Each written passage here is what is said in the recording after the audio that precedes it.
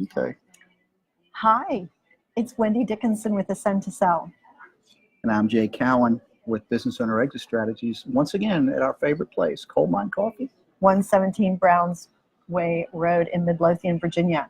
So today we're going to talk about cross-generational communication in the workplace. Yes, cross-generational. That leads to all kinds of thoughts. Like, how do I talk to? I could barely get my children to understand. How am I going to make these employees who are even younger understand? Well, and of course, we also talked about partnerships and then family businesses last week. And so cross-generational communication is really important in just about every business format you can think of, whether it's your customers, clients, partners, family, or employees. Well, as I think the common thread that we've had throughout our series like this, communication has continually been the underlying theme here, good or bad or non-existent. What can happen? So this is a critical thing, I believe. Yeah, and I have to tell you, just to warn you all, this is one of my soapbox issues because I think we use so much polarizing language around other generations. I actually happen to be a person who's a huge proponent for millennials. I happen to be the parent of 2 millennials, and I happen to really admire many of the millennials that I know.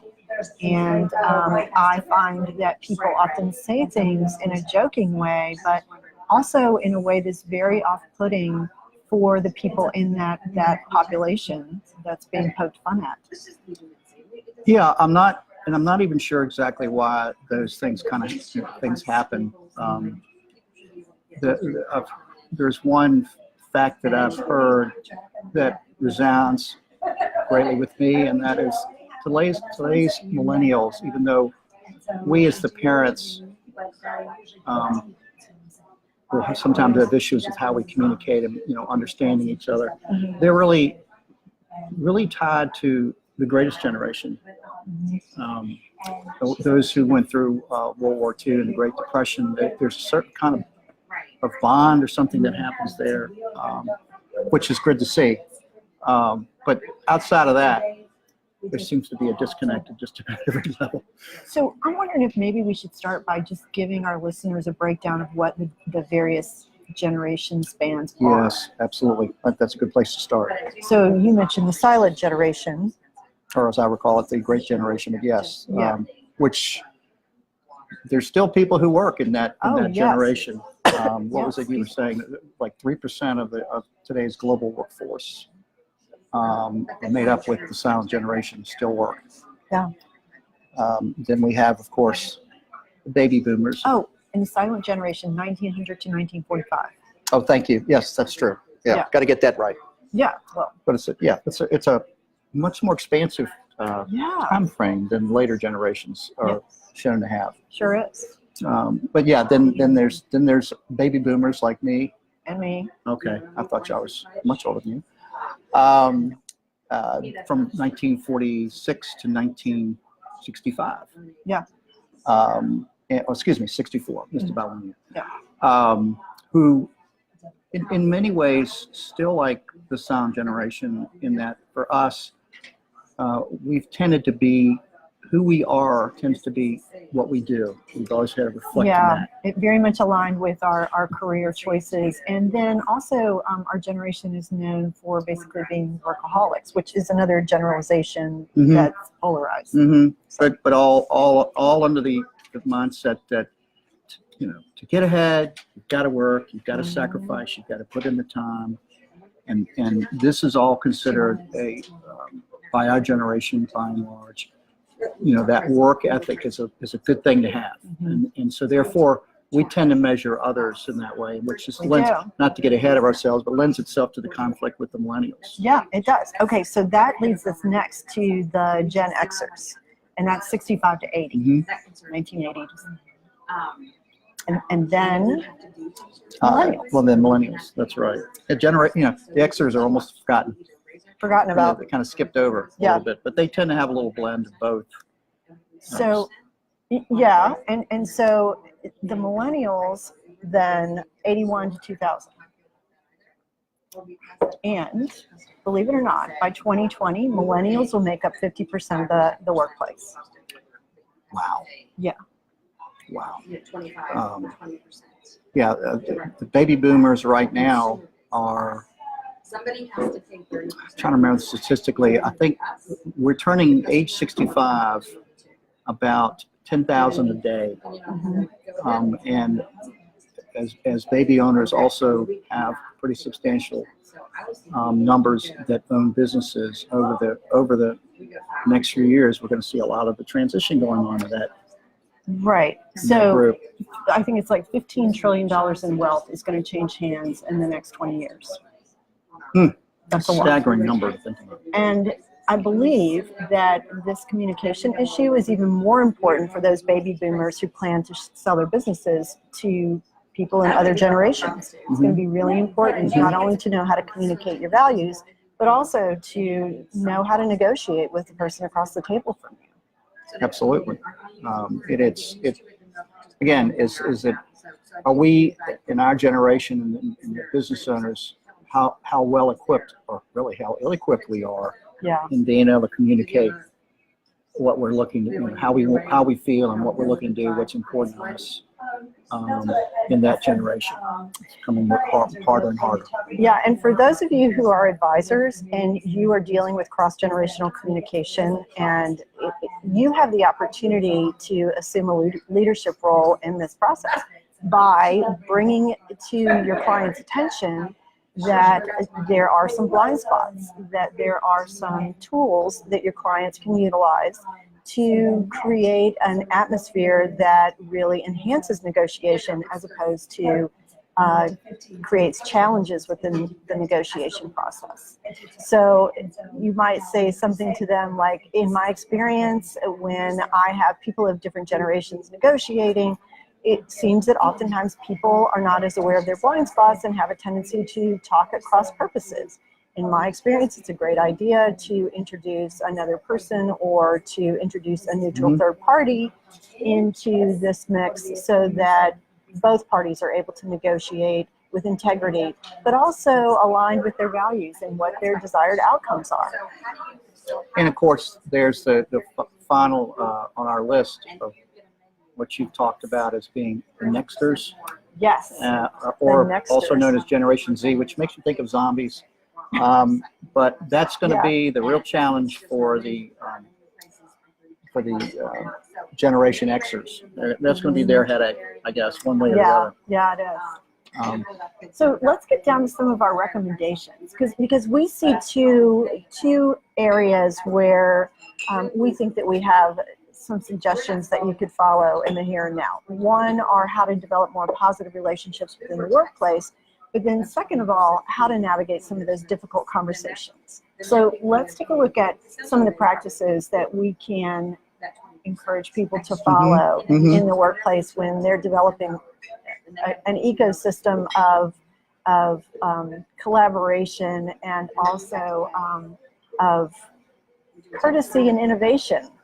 So, well, the first would be trust, having trust and being able to empathize with the other generation, whoever they may be. You've got to be able to be willing to take time in terms of how you're going to spending time together, in terms of communicating, and also making sure that you start that process right away. In every case, don't wait till you feel it's okay. Now that I've decided it's time for you to get out, I'm going to start learning to talk to the people. right. That's a little bit. It's not going to work so well. There's no crash course for that. No, it's not. We really encourage you to start these practices early and practice them often. Yeah. And so part of that too is to avoid misunderstandings. I mean, when you say no to something, why not take an extra 40 seconds and explain why? Yes, which, I mean, nobody likes to be told no, but I think it's, language, semantics. Yes. It's learning how to, the old, you speak Venusian and I speak Martian. I mean, it's really understanding, taking the extra time. It's easy to want to say, look, they're the ones who need to learn about me and they're the ones who need to understand me. But that's certainly self-defeating because that's not going to happen in that way for the most part. Right, and I think that was so smart. I don't know if you guys noticed, but the wording that Jay used, I mean, we really want to encourage you to focus on the issue, not on the person. It's easy to when they're right there in your face. Yeah, yeah.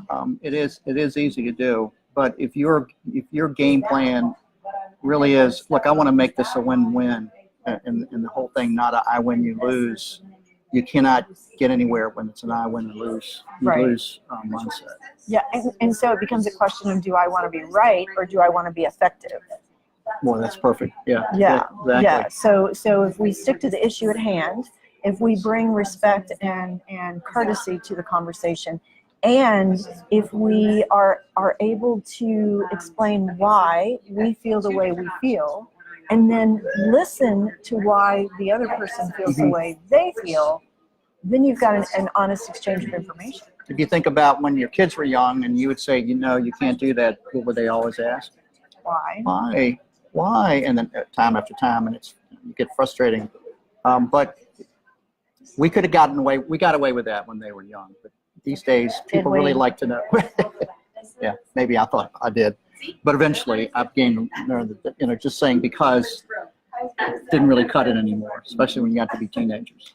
Well, and I think the other thing, that's another thing that, so we bring assumptions, right? So Jay just made the crack about a teenager. If, on the other hand, we look at the other person as though they truly want to know why, if they're truly trying to understand why, then that's the most generous assumption that we can bring to the conversation. And wait, that was a comment, not a crack. See, we're already getting the negatives going on here. I'm starting to catch you. Well, if I were a teenage entrepreneur listening to this, yeah, and I want to know why, Well, and that's really was my point, is that when they got to be teenagers, just saying because I make the rules wasn't because I said good so enough anymore. is not a reason. Yeah. So, yeah, you're so right about that. And the other thing that I think bears mentioning, especially in the culture of today, is that we can be very friendly at work. And that doesn't necessarily mean that we're best of friends outside of work. And it also doesn't mean that we carry on any kind of a relationship online outside of work.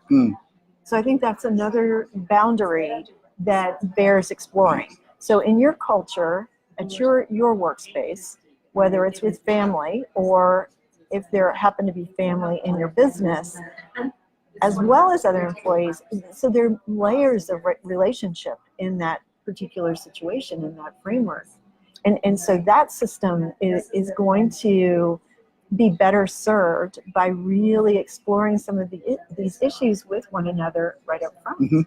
And, and although we haven't spent much time talking about the Generation Xers, but certainly with the millennials, the tendency, if I dare also make this a general statement, always exceptions, the tendency is to really, the conversations that are taking place are not face-to-face. They're all texts and emails and Facebook and other things that are going on. And, I'm not saying you should be looking for your employees and what they're putting out on Facebook. There are people that do that. But I dare say that they may be less comfortable and certainly less experienced than you are in how to communicate what you're thinking is how you feel on a one-on-one.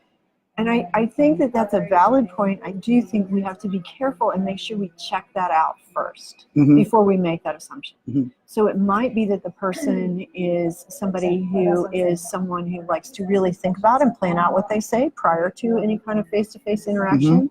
And if the person knows that about themselves, then the fact that they may feel more comfortable receiving an email about an issue, having an opportunity to think about it, and then circle back to the person in charge on that issue, that's totally understandable. If, on the other hand, you have someone who truly has difficulty communicating face-to-face and is more comfortable with an online persona, then that's another blind spot that person needs to be mentored about, and then perhaps establish some learning and experience goals on how to increase their level of comfort with people-to-people, emotional intelligence, people skills. And that's a really great point, because I myself learned that my tendency when I'm talking to someone or when somebody's talking to me, I tend to try to provide them feedback as immediately as I can. Or I'll say, give me a minute to think about that. I'll come right back to you. But I'm generally pretty quick about how I respond. But then there are plenty of people who don't work that way. Right. You know, so because they're not saying anything right away, doesn't mean, you know, they don't want to answer you. It just means they're processing. And so we could, a generous question in that situation to ask is, do you need some time to think about this? I may have taken you unaware. Yeah, seems obvious, but yeah, we're not asking those questions all the time, but that's No, exactly we're right. not. And so, you know, if you are that kind of person, then please know that the responsibility is yours to say, that's a really good point. I would like time to consider that. How about if we circle back on this tomorrow morning at 10 a.m. or something, whatever works for the schedules. Yeah, true. You know, I think, and again, you know, before leaving this, you know, the Generation Xers, and my experience, and certainly I've had experience with the Generation X people, they you know, my experience has been more where they feel like, hey, look, I'm very professional while I'm here. It's important that I be treated as and looked upon because that's how I consider myself. And yes, balance is also important, but it's not the overriding factor. Their ability to create, they tend to look more so as, I have a value. My value may not be working here for the rest of my life. Right. And that their tendency to want to either move up or move on is all based on their concern about, I don't want to have my skills diminish or my marketability diminished or anything else.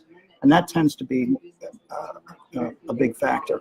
But next thing I was going to say is that we used to talk about recommending readings. Well, my recommending readings for this type of thing and what we're talking about here is Dale Carnegie, How to Win Friends and Influence People. Because a lot of the principles that we're talking about or we'll be talking about as far as providing a lot of praise, trying not to have so much criticism, that's very much the Dale Carnegie principle. And I know that because I've read it again recently, and oddly enough, I always found that my business increased every time I did that.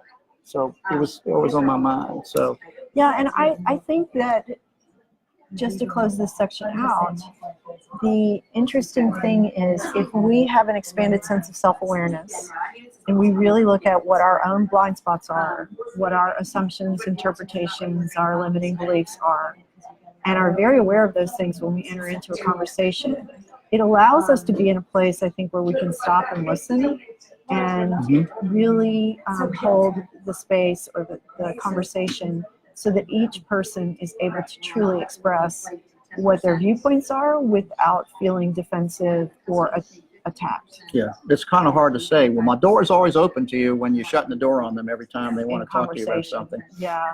And especially, you know, by making some of those jokes. So now let's look at difficult conversations because those are also hugely important. Let's say that you have a difficult conversation in front of you.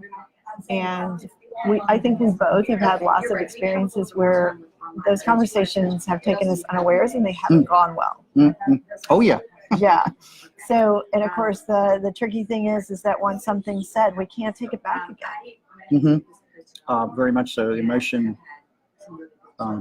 gets the better of us, and we may still have a lot of buttons that we might not have been necessarily aware that they were still ready to be pushed, and they get pushed, and then it goes off in a totally different direction than you had planned. And I will say that these recommendations that we're about to deliver to you, they won't be very effective if you don't also practice the things that we talked about earlier.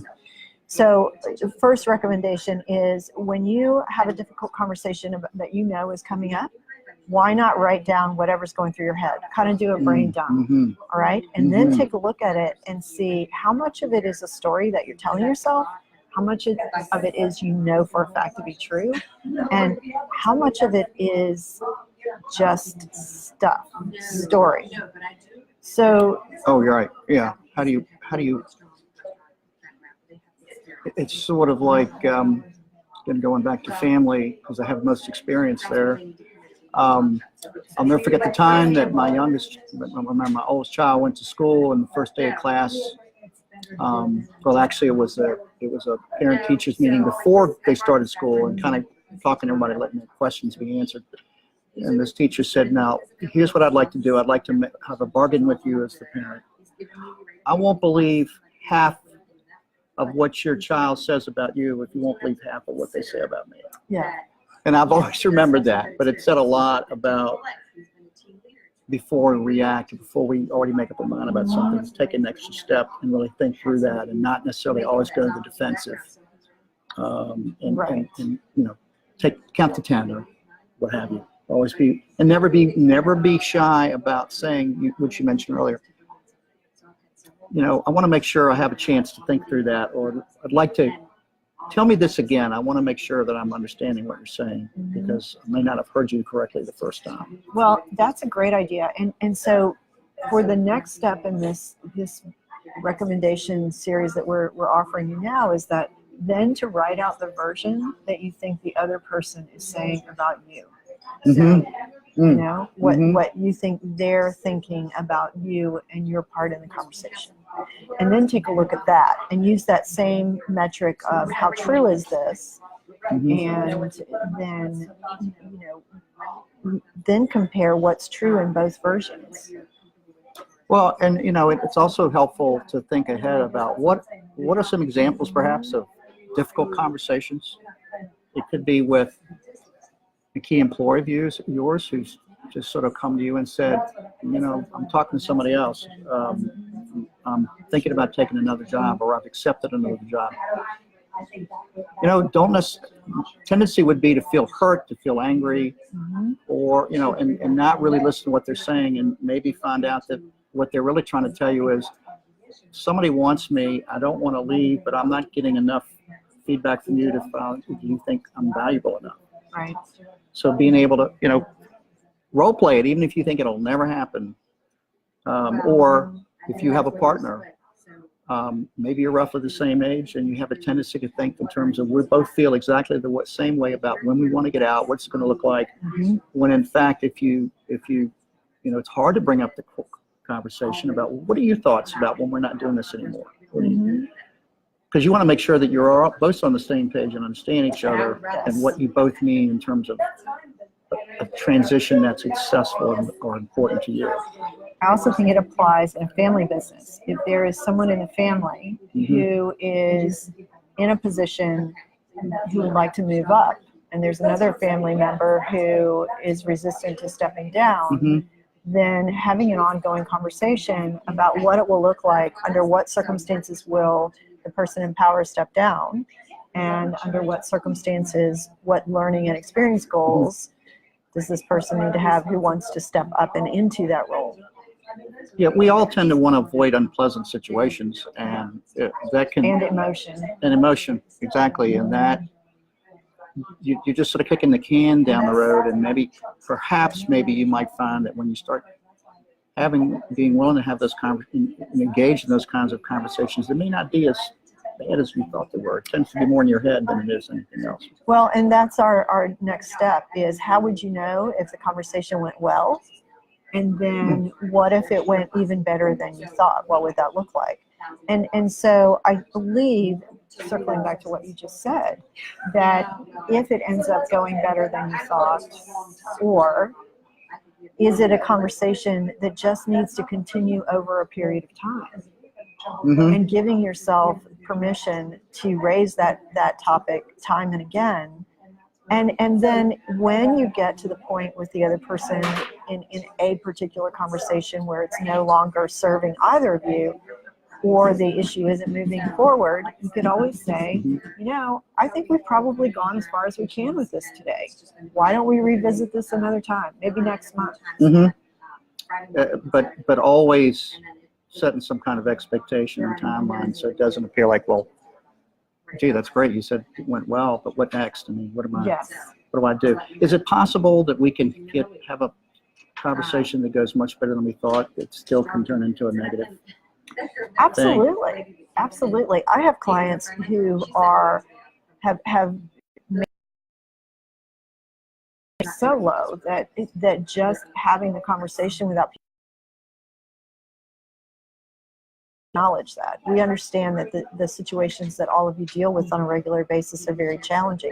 What we're advocating, though, is that you, by following these recommendations and processes, are able to show up in this conversation with the greatest of integrity, with the desire not to be right, but to be effective, to do what's best, not only for yourself, but for the organization.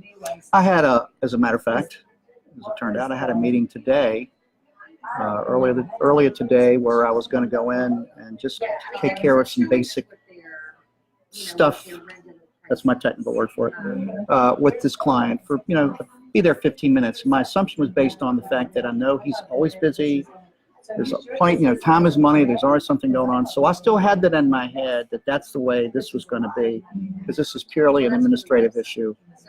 And I was all set to, okay, you've taken care of this, we signed this, we're ready to go, and I'm pulling stuff together. And then I sort of paused because I noticed he wasn't moving.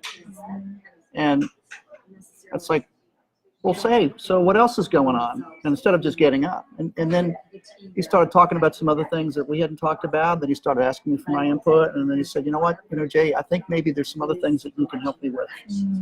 I would have totally missed that if I hadn't been if I hadn't been alert enough to be in the mood to receive or give this person a chance to talk about it. My relationship with that person is better than I even realized it was. So I could have really ruined that moment. I had something similar happen last week where I was speaking with someone about some of the challenges that they're facing, and I happened to ask them about the partnership relationship, because what I noticed and what the person was saying was that the things that they were doing that seemed to be filling up most of their time were not the reason that they started the business with the partner. Mm-hmm.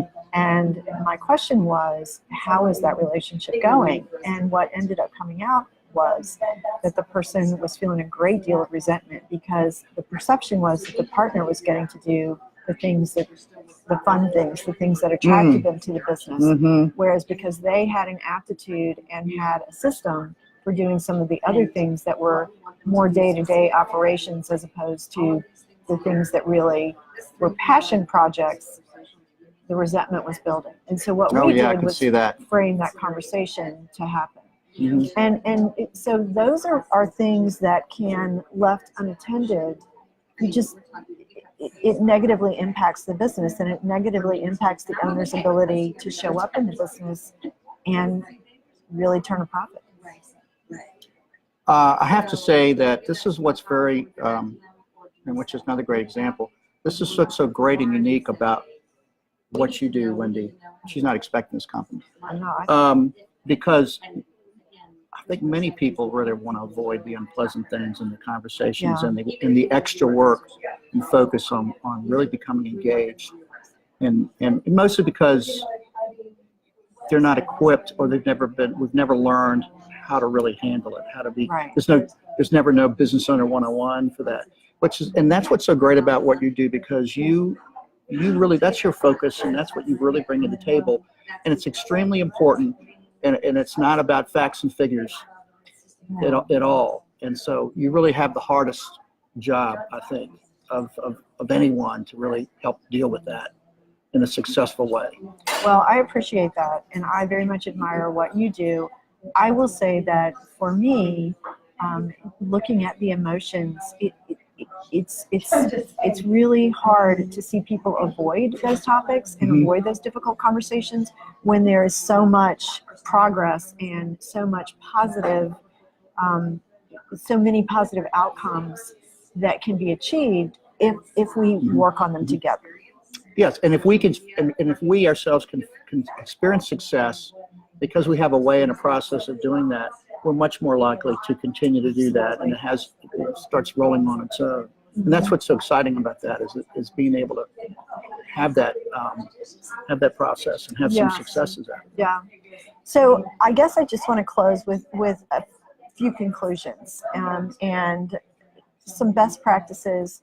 And this is going to sound like everything I needed to know I learned in kindergarten, but to know how to say I'm sorry, and to ask for help when you need help, and when you don't know, say that you don't know. And then lastly, to thank people. So thank you so much for that compliment. I really appreciate that. I enjoyed providing it probably more than you enjoyed getting it. Okay, so we've given you 2 processes that we strongly recommend. We also want to let you know it's so easy to label people according to generation or superficial things like what people look like. Like we just did. Yeah. And so know that those are assumptions and interpretations and limiting beliefs, and they can polarize and really get in the way of your ability to collaborate and innovate with another person or within your team. And then expand your awareness, watch your language and your expectations, and then take a look at how you might work on moving from a fixed mindset to a growth mindset, to an expanded sense of self-awareness, but also awareness of others, and create that ecosystem within your team of readiness and resilience. And for those of you who are sitting out there like me, it's not just watch your language. It's not just talking about cursing. We're talking about what you're saying, how you're saying it, the semantics of that. And probably didn't say it, but I said it anyway. Because I could be sitting out there hearing that and misunderstanding. Well, what do you like? What do you mean my cussing? I never cuss at the office. I do. You've lost me. But anyway, okay. And we also want to let you know that next week we're going to talk about fear of growth. That actually exists, believe it or not. Yes, it does. And we tend to, we can sometimes sabotage ourselves without even realizing it. But there are people that are almost frozen about the idea of growing without them meaning to, and what's going to happen, and I no longer have control of things. Because that's what you're really, in one way, talking about is fear of growth, is also fear of losing control. Yeah. So join us on March 21st at 2 o'clock Eastern, and we'll talk about fear of growth. And don't hesitate to reach out to us. I put in the show notes or on the post my number and Jay's number. Reach out to us with any questions or concerns, and or just message us on Facebook. So take care, and thanks for joining us. Remember, it's a great day to be alive. Bye. So